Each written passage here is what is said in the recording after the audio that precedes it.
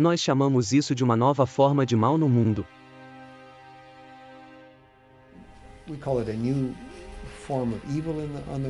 Nunca foi feito por nenhum governo no passado pegar um grande grupo de seu próprio povo e dizer que vamos matar vocês sem nenhum tipo de julgamento. E vamos vender suas partes de órgãos vitais. Um indivíduo dos Estados Unidos ou Canadá, por exemplo, poderia antecipar passar por um transplante em uma data especificada. É um crime contra a humanidade. É abominável e precisa parar.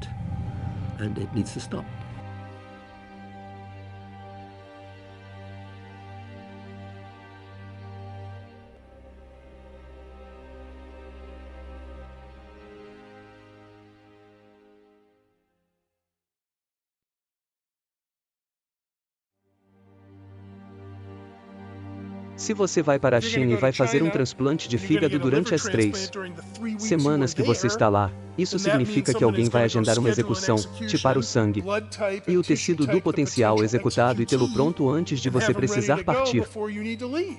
A partir do final de 1999, o número de transplantes realizados explodiu. A China realiza mais cirurgias de transplante de órgãos do que qualquer país, exceto os Estados Unidos.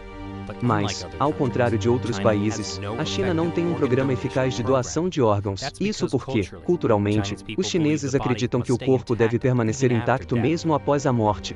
O vice-ministro da Saúde da China, Huang Jifu, sugeriu que há 7.000 transplantes a cada ano de falecidos e que mais de 90% vem de prisioneiros executados. O número de execuções criminais na China é classificado como segredo de Estado, mas a estimativa da Anistia Internacional é de cerca de 1.700. Os números simplesmente não batiam. A discrepância era muito grande. Com apenas 1.700 criminosos executados e sem um sistema efetivo de doação, de onde vem o resto dos órgãos?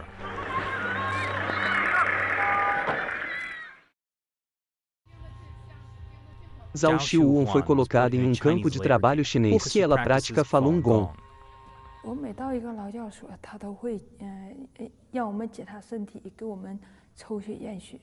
A lei é totalmente inconstitucional. Estimamos que no período entre 2000 e 2005, houve 41.500 transplantes, que não tem outra fonte explicada. Estou absolutamente convencido de que durante um longo período, desde 1999, a colheita de órgãos de prisioneiros tem ocorrido, especialmente com Falun Gong. Um médico entrava nos campos, olhava nos olhos deles, examinava.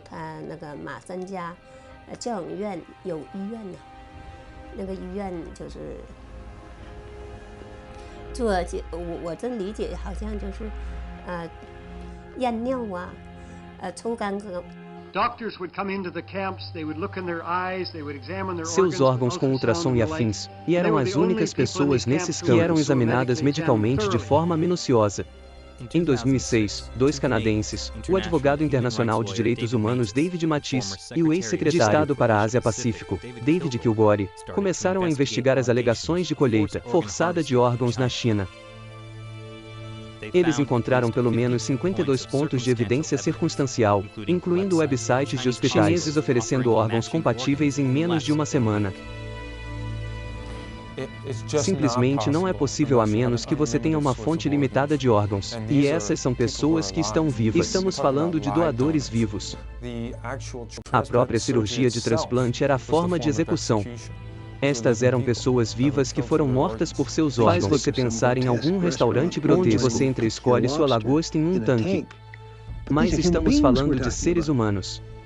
Os militares estão ganhando dinheiro com isso. Os hospitais estão ganhando dinheiro com isso. Os intermediários estão ganhando dinheiro com isso. E falamos sobre dinheiro. Estamos falando de uma operação de vários milhões de dólares. O jornalista e autor Ethan Gutmann decidiu realizar sua própria investigação independente.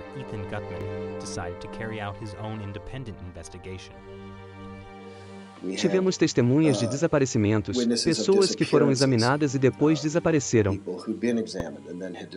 Ônibus lotados, alas inteiras de prisões, que foram esvaziadas.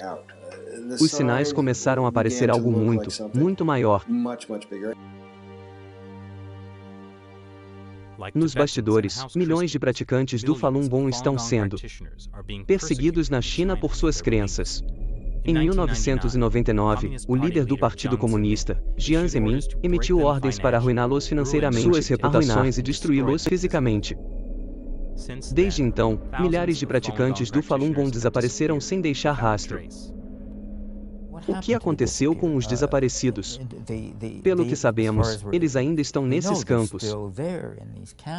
Muitos deles foram mortos através da colheita de órgãos, mas o restante ainda está lá. Banco de dados de órgãos da China. Por volta de 1999, havia cerca de 150 centros de transplante. 7 anos depois, eles tinham 600 centros de transplante. Isso é um aumento de 300% em um período tão curto de tempo sem um programa de doação de órgãos. Os hospitais militares ficam atentos na China.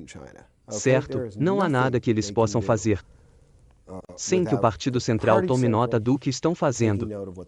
Isso foi feito por facções criminosas? Não. Isso é conduzido pelo Estado. Isso foi assassinato e veio do Estado. Isso é um crime contra a humanidade. Devemos fazer o nosso melhor para identificar esses indivíduos específicos que estão envolvidos nisso e colocá-los na lista de pessoas que merecem ser levadas à justiça.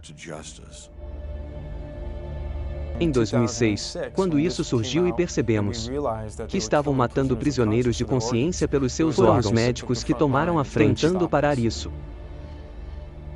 Todos os dias, há dezenas de pessoas que são executadas ou mortas por órgãos na China.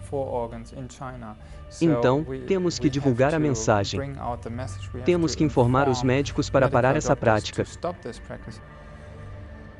Mas não é só a comunidade médica que está sendo informada. O Departamento de Estado dos Estados Unidos mencionou a coleta forçada de órgãos em seu relatório anual de direitos humanos sobre a China em 2011 pela primeira vez. Em 3 de outubro, 106 representantes do Congresso dos Estados Unidos assinaram esta carta bipartidária para o Departamento de Estado exigindo que revelem informações sobre a extração forçada de órgãos que eles teriam obtido de suas fontes na China. Este abuso bárbaro dos direitos humanos deve ser interrompido. Mas para pará-lo, primeiro temos que expô-lo ainda mais. E com ainda mais petições circulando online. A questão está começando a ganhar atenção mundial. Mas muito mais ainda precisa ser feito.